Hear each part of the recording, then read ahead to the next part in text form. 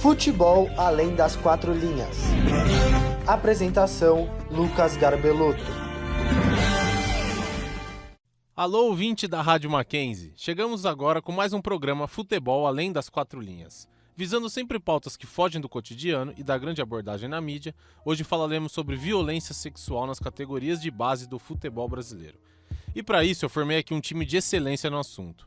Ao meu lado está a Silvana Trevisan, que é assistente social do futebol, pioneira na implementação do serviço social nas categorias de base em clubes como Juventus, Corinthians e Santos. Silvana, muito obrigado pela presença e é uma honra ter você aqui com a gente. Eu que agradeço o convite e espero contribuir aí com o trabalho de vocês. Vamos seguir com a escalação do nosso time. Outra presença ilustre aqui na bancada é o jornalista Breiler Pires, do El País e da ESPN Brasil, um dos primeiros a abordar a violência sexual no futebol. Breiler, é um prazer ter você aqui com a gente. Valeu, Lucas. Prazer é todo meu de participar dessa discussão. Outro integrante aqui da nossa bancada é o jornalista Pedro Rubens, formado pela PUC São Paulo e autor do livro Silenciados, As Vítimas da Violência Sexual no Futebol. Valeu, Lucas. Obrigado pelo convite. Conosco também estará o ex-goleiro Alemão Trimas. O Ale jogou tanto no futebol brasileiro quanto no futebol europeu e sofreu assédio sexual durante a sua carreira. E outra participação aqui no nosso programa será do advogado Lucas Grandotto, criminalista que trata de situações cotidianas, tanto de acusados, tanto de abusadores, quanto de jovens e adolescentes, vai falar como se dá tudo isso no mundo jurídico. Quando o futebol chegou ao Brasil lá atrás, com o Charles Miller, ninguém imaginava que esse esporte que arrasta multidões, um esporte que mexe com a paixão de todo brasileiro, teria um lado tão obscuro. Os meninos vão em busca de um sonho, de ajudar sua família, e acabam passando por alguns percalços nesse caminho. E o assédio sexual, a violência sexual, o abuso sexual faz parte de tudo isso, principalmente aqui no Brasil. Breiler, você foi um dos primeiros a falar sobre violência sexual no futebol aqui no Brasil. Como tudo começou na sua carreira? Quais barreiras você enfrentou? Quem te ajudou? Como tudo isso ocorreu? Publicou um grande dossiê na Placar. A princípio, a gente conseguiu revelar 22 casos num período de 1 ano. E esse dossiê serviu como base para investigações em 2 CPIs no Congresso Nacional. Uma CPI da exploração sexual de crianças e adolescentes e a outra CPI do tráfico de pessoas. E a partir daí surgiram não só projetos de lei para tentar enfrentar, mas também indiciamento de abusadores que nós denunciamos na revista e o principal, o reconhecimento da CBF pela primeira vez na história de que o abuso sexual é um problema e uma realidade em categorias de base. A CBF firmou um pacto com o Congresso Nacional, se comprometendo a adotar 10 medidas para enfrentar a violência sexual no futebol. Antes da gente dar continuidade com os nossos convidados aqui da mesa, o Alemão Trimas vai contar pra gente como o assédio aconteceu na carreira dele e vai falar sobre um convite que ele teve ainda quando jogador. Vamos ouvir um pouquinho. Para mim, quando eu comecei, o abuso era somente o ato em si, né? O ato de fazer o sexo, o ato de você realmente ser tocado, bulinado, enfim. Isso para mim que era o abuso, né? Quando há a penetração, quando não há penetração. E, obviamente, junto com alguns profissionais no meio, eu comecei a entender que eu fui assediado de várias formas e aquilo já era considerado um abuso. Então eu cheguei a entrar em carro de pessoas, de uma pessoa em que foi ali para assediar, entrei no carro dele através de um amigo e ali nós jantamos, eu, meu amigo, esse cara, mais algumas pessoas, e na volta do jantar, que ele pagou tudo, porque a gente não tinha dinheiro, ele tentou me tocar, né? Tocou na minha perna, fez carinho, enfim. E eu fiquei muito assustado na época, eu tinha 16 anos, fiquei muito assustado. Além disso, eu tive algumas propostas também para eu me prostituir, né? Porque o jogador de futebol, ele tem o corpo em dia, né? Tem saúde, tem gás, tem pique. E eu tive algumas propostas, olha, se você fizer isso, você vai ganhar isso.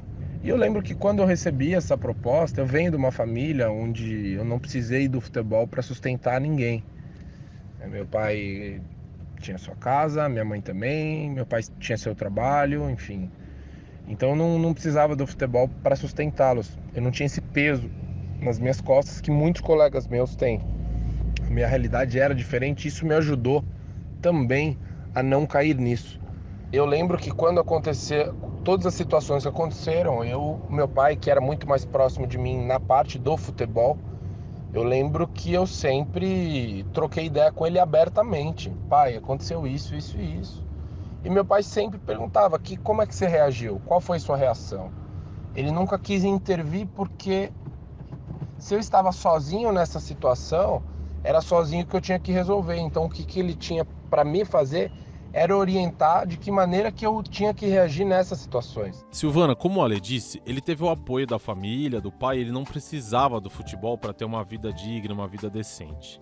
Explica pra gente como você começou a falar da violência sexual lá atrás e como você enxerga o apoio da família em casos como esses. Eu era estudante de serviço social, fazer o TCC sobre categorias de base e falar um pouco sobre a questão de violações de direitos da criança e adolescente já foi uma grande dificuldade, porque os clubes pensavam assim, se eu trazê-la para fazer a pesquisa, ela vai me denunciar.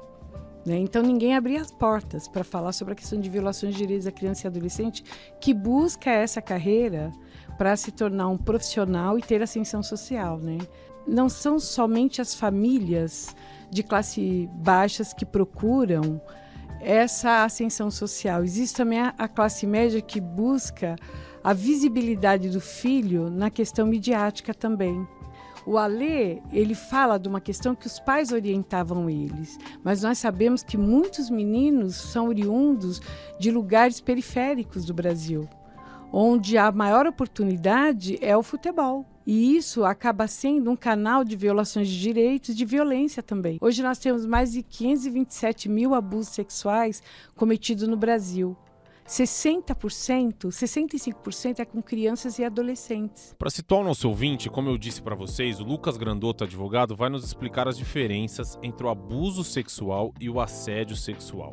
O constrangimento feito no crime de assédio sexual é um constrangimento que normalmente se dá por perseguição com propostas, criação de uma situação constrangedora contra a vítima, uma insistência, uma ameaça expressa ou implícita de algum prejuízo dentro do ambiente de trabalho, caso essa vítima não faça o que é proposto pelo superior hierárquico. No crime de estupro, pelo uso da violência ou grave ameaça, o constrangimento ele se dá por meio de uma obrigação, forçar a vítima, coagir a vítima a ter algum ato libidinoso ou uma conjunção carnal. Já tratando-se do delito de abuso sexual, que pode figurar o estupro, por exemplo, nós temos a figura do estupro de vulnerável, que é ter conjunção carnal ou praticar algum ato libidinoso com menor de 14 anos. E aí a pena a princípio de estupro, que seria de 6 a 10 anos, passa para 8 a 15 anos de reclusão. Pedro, assim como eu, acredito que você pense o futebol além das quatro linhas, fora da caixa. Como foi o processo para você escrever o seu livro e conhecer histórias de jogadores que sofreram assédio durante a carreira? Bom, Lucas, para começar, o trabalho é um grande desafio, porque você parte do zero e você tem só algumas informações que você lê em alguns locais, na imprensa, muita coisa que o Breiler acaba produzindo, e você vai vendo que é um fato recorrente. Mas é difícil você realmente entrar no assunto com propriedade do zero. Então, eu conversei com muitas pessoas que jogaram futebol de base, tentando encontrar relatos, achando que talvez fosse a melhor forma. E o que você percebe é que é muito difícil de essas pessoas falarem, sejam pessoas que tenham sofrido alguma coisa ou pessoas que presenciaram algum crime. É muito difícil delas se sentirem à vontade para falar. Logicamente, é compreensível por ser um assunto muito delicado e que mexe com questões de justiça. Então, até se conseguir alguns relatos, mas aí são relatos que não viraram denúncias formais, então você acaba podendo relatá-los, mas são sem revelar nomes, clubes, para não expor nenhuma situação. O outro caminho, então, tem o caso do Juan Patrick, que denunciou um caso de abuso sofrido no Santos. O caso teria acontecido em 2010 e ele denunciou em 2018. E até chegou a ter uma repercussão grande por ser um grande clube. Acaba sendo um tipo de denúncia rara de se ver na imprensa esportiva. E então o Juan Patrick acabou sendo um gancho do trabalho, porque eu conversei com ele lá em Santos e ele me contou toda a história dele. No caso do Juan Patrick, o processo acabou nem indo à frente, as autoridades, por falta de provas, né, um caso aconteceu há muito tempo, resolveram arquivar, não dar prosseguimento à denúncia. E o recado que se passa, e aí não é nem fazendo o papel aqui de juiz, de julgar ou não se o coordenador da base do Santos cometeu ou não abuso, mas quando esses casos são abafados, não há nenhuma investigação minuciosa de investigar o passado, de tentar ouvir outras vítimas, é que a violência sexual é algo negligenciado no futebol, ignorado, sim, e os clubes não têm não digo nem a boa vontade, mas não há um protocolo interno para enfrentar essa questão de frente de uma forma madura, e isso precisa também partir de outros pontos, incluindo o jornalismo. Silvana, nós vivemos uma sociedade machista. Você acredita que, por conta disso, muitos meninos têm vergonha de expor a violência, de falar para suas famílias, tudo que eles sofrem dentro do clube? Nós temos a seguinte filosofia aí dos homens: homem não chora, bateu, levou. Né? O tempo inteiro o homem como uma pessoa crescida e que tem uma força para poder falar sim ou não. E a criança e o adolescente, ela não está preparada para esse tipo de violência. É um assunto que está despontando há pouco tempo no Brasil. A maioria das campanhas sociais que a gente está identificando sobre feminicídio, abuso sexual, violência sexual, é tudo muito novo. E o que o Breler falou é o que eu estou também identificando, fazendo parte dessa comissão que fala sobre enfrentamento de abuso sexual contra criança e adolescente, o quanto o Brasil não está preparado para receber essas denúncias. Né?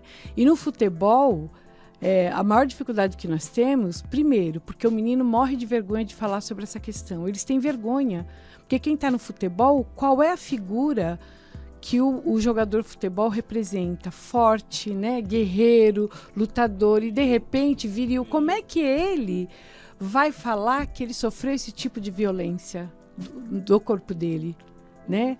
Então nós vamos ter, eu acredito que o Sindicato de Atletas hoje, junto com o Breler, Alemão Trimas, Martorelli, eu e toda a equipe, entrar nos clubes de futebol e falarmos sobre a questão da violência sexual, do abuso sexual no futebol, eu acho que é um grande quebra de paradigma, que não foi fácil também entrar nos clubes. É que eu sou assistente social, as assistentes sociais hoje pedem para os gestores a possibilidade de entrar com esse tema como medida protetiva, prevencionista, que eu acho que é a melhor questão hoje no Brasil, quando você traz essas campanhas, é para prevenir, para mostrar para a mídia, para a sociedade brasileira, que tem o lado obscuro do futebol que existe e que precisa ser denunciado, que precisa ser falado para poder fortalecer a criança e a adolescente que busca o esporte como uma qualidade de vida, como ascensão social. Como a Silvana mencionou e o Breler também completou, os meninos têm um espelho num jogador que já está formado. E eu perguntei pro Alê também como ele vê os jogadores profissionais falando sobre o assunto. Os atletas de futebol têm muito medo de ser julgados, porque eles são pessoas conhecidas, né? E o atleta, ele toma muito cuidado para falar qualquer coisa que não seja do futebol, principalmente um assunto como esse. Então ele sim tem receio de falar sobre isso, porque todos viram.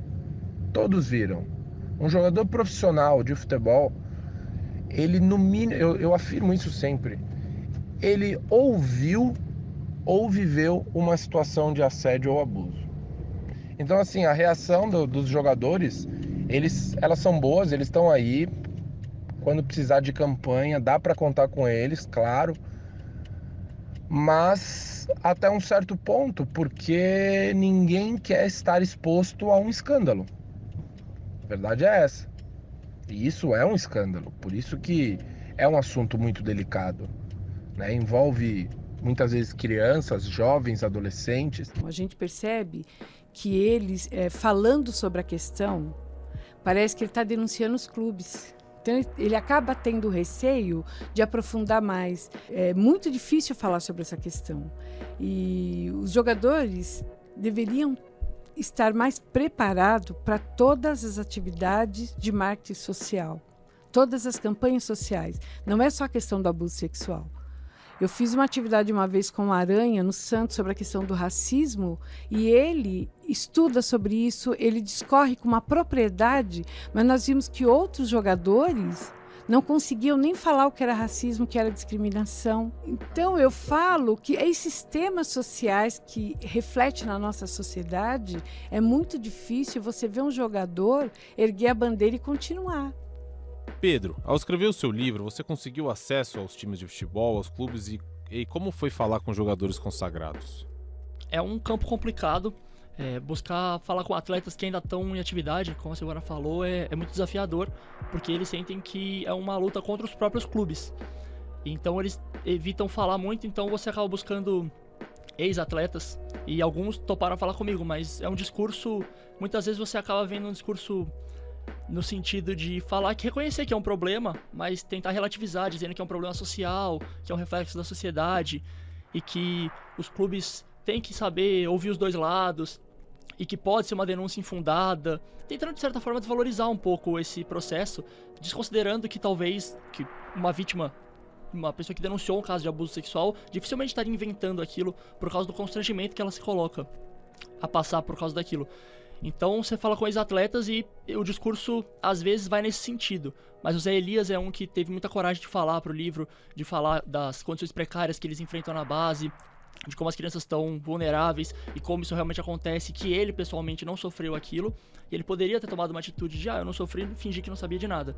Mas ele viu muito acontecer, ele ouviu muita história, então ele sabia que aquele era um ambiente muito propício para isso e que é importante combater e que pouco se faz para que esse mal seja combatido dentro do futebol. É um assunto que me faz bem falar pra gente sair um pouco daquele futebol que todo mundo vê. Porque a gente pode fazer 1 milhão de cursos de análise de desempenho, de estudo, de técnico, mas isso aqui a gente não vê. E eu acho que cada vez mais a gente precisa correr atrás, investigar, porque pode ser que daqui 20 anos isso deixe de ser uma barreira e os clubes tratem os adolescentes, os garotos de base como devem ser tratados, assim como eu, que tenho uma família muito boa, fui quando eu era criança, imagino que vocês também, pra gente lá na frente fazer a diferença. Bom, vou começar pela Silvana. Silvana, muito obrigado, foi uma experiência assim maravilhosa.